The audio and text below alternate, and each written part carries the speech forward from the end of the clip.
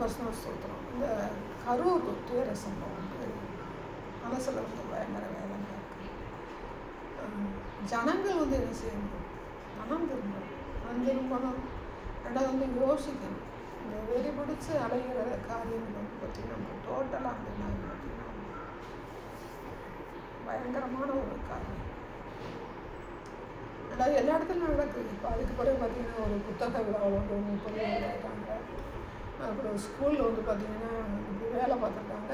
ஆசாரி வந்து இந்த தின்னர் மாதிரி வாங்கி தண்ணி மாதிரி குடிச்சு சேர்த்துட்டாங்க சேர்த்துக்காங்க. நிறையா விஷயங்கள் நடக்குது. இந்த விஷயத்தில் வந்து பார்த்திங்கன்னா அரசாங்கமும் என்ன செய்யணும்னா மற்றவங்களை பாதிக்கணும். அரசாங்கம் வந்து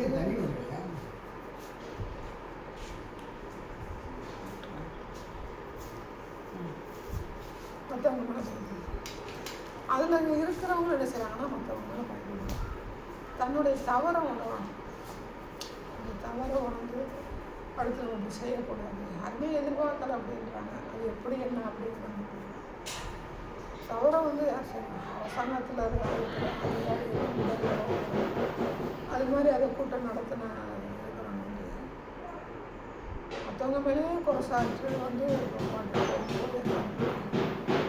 தவறுகள் வந்து வந்துட்டே தான்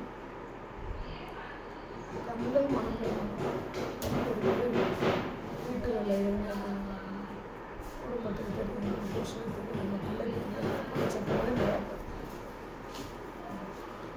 அவர் வேலை போயிட்டார், மனைவி விளைவு செய்யணும்,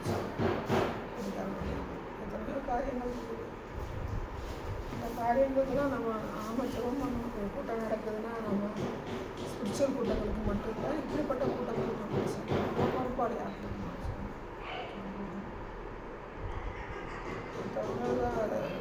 கரண்ட் கட்டுங்கிறாங்க, குறுகலான இடங்கிறாங்க.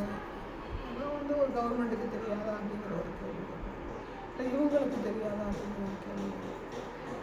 என்ன நினச்சி என்ன செய்கிறாங்க அப்படின்னு தெரியல. இனிமேல் வர்ற காலங்களில் வந்து இந்த மாதிரி காரியங்கள் 26 அரசியல் வந்து மூலமாக நடக்கிறாங்க. அரசியல் களத்தில் நம்ம ஜெபம் பண்ணணும். கொத்து கொத்தா போயிடலாம், கொத்து கொத்தா போயிடலாம்.